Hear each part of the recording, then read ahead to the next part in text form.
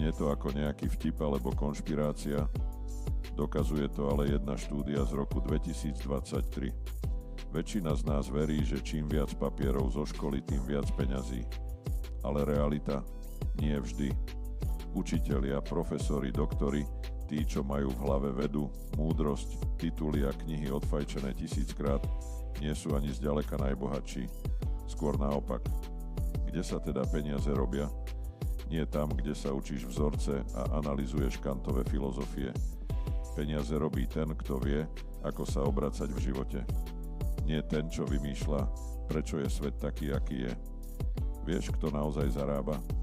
Ten, kto investuje a nemusí pritom mať 3 vysoké školy za sebou.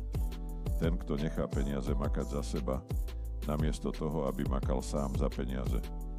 Takže, ak ti tvoja mama vraví, že máš študovať a ísť na doktorát, lebo vzdelanie je zárukou úspechu, povedz jej, že existuje aj iná pravda. Titul neznamená bohatstvo.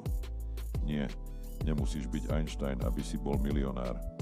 Stačí, ak vieš, ako a kam poslať svoje peniaze, ako neprepadnúť chamtivým maklerským trikom a hlavne nechať svoje peniaze pracovať, keď ty spíš alebo si na dovolenke.